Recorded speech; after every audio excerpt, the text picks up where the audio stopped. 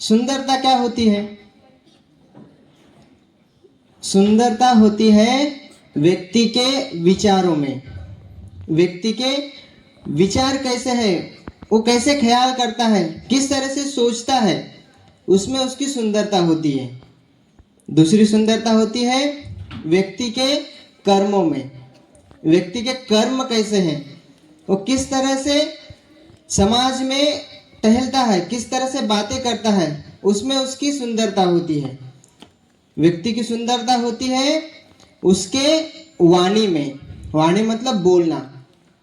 वो एक दूसरे से बात करते समय कैसे बोलता है, कैसे बात करता है, उसकी वाणी कैसी है, उससे उसकी सुंदरता निखर कर आती है। तीसरा है व्यक्ति के व्यवहार में। उसका व्यवहार कैसा है, उसके व्यवहार में भी उसकी सुंदरता दिखाई देती है। उसके बाद उसकी सुंदरता उसके चरित्र में भी होती है। उसका चरित्र कैसा है, उसके चरित्र में भी उसकी सुंदरता होती है। उसके संस्कार, व्यक्ति के संस्कार कैसे हैं, संस्कारों में उसकी सुंदरता निखर कर आती है। आज मैं आप लोगों को एक सत्य घटना बताने जा रहा हूं, ध्यान से सुनना। ओके। एक गांव था।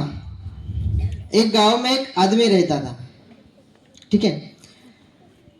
उस आदमी को किसी ने कहा कि हमारे देश के राष्ट्रपति बहुत अच्छे हैं, बहुत भले इंसान हैं। हमारे देश के राष्ट्रपति बहुत भले इंसान हैं, बहुत अच्छे इंसान हैं। वो जिस जगह पे जाता, जहां पर भी जाता, वहां पे उसे राष्ट्रपति जी की स्तुति मिलती थी। सभी बोलते थे कि हमारे राष्ट्रपति बहुत अच्छे हैं, बहुत भले इंसान हैं।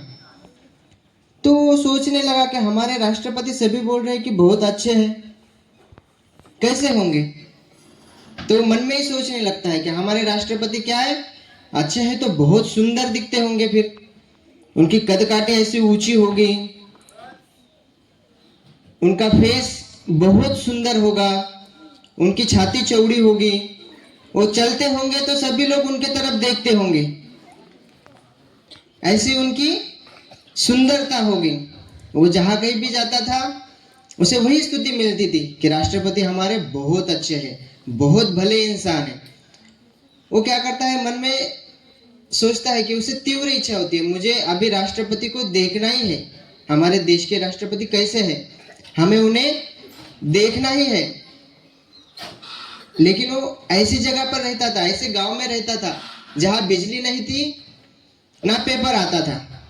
तो राष्ट्रपति को कैसे देख सकता था? उसने पहले कभी देखा भी नहीं था कि राष्ट्रपति दिखते कैसे हैं। तो उसने क्या किया, मुझे तो देखना है राष्ट्रपति को।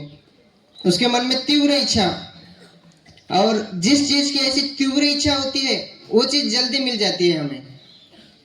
तो थोड़े दिनों के बाद उसे पता चलता है कि उसके गांव के 100 किलोमीटर दूर राष्ट्रपति जी आने वाले हैं। तो क्या करता है, सोचता है कि नहीं, इस बार मैं राष्ट्रपति जी को देखने जरूर जाऊंगा। वो कुछ किलोमीटर पैदल जाकर, कुछ किलोमीटर कुछ वाहन पर जाकर वो दूरी तय करता है और उस जगह पर जाकर रुक जाता है। वहां जाने के बाद देखता है कि बहुत सारी भीड़ लगी हुई है, सभी तरफ ऐसे बहुत सारे व्यक्ति लोग जमा है। वहां जाकर पूछता है कि हमारे राष्ट्रपति कैसे हैं। तो उनमें से एक व्यक्ति बोलता है कि हमारे राष्ट्रपति बहुत साधारण है,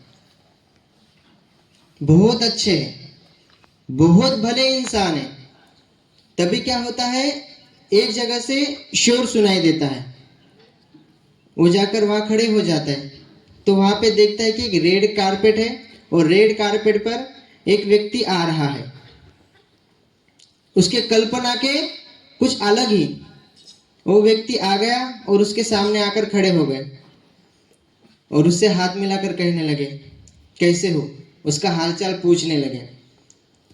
जिस इंसान के एक झलक के लिए वो वहां पर इतना परेशानी उठाकर आया था, उस इंसान ने उसके हाथ पकड़े और उसको हालचाल पूछने लगा कि तुम कैसे हो। उसको बहुत अच्छा लगा। उसने मन में ही कहा कि कौन कहता है हमारे देश के राष्ट्रपति साधारण है, इनसे असाधारण व्यक्ति मैंने आज तक नहीं देखा है। और वो असाधारण व्यक्ति थे हमारे देश के पूर्व राष्ट्रपति, जिन्हें हम मिसाइल मैन के नाम से बुलाते हैं। कौन? एपीजे अब्दुल कलाम। एपीजे अब्दुल कलाम थे। एपीजे अब्दुल कलाम ने अपने एक भाषण में कहा था, I am not handsome, I am not handsome but I can give my hand to some. मतलब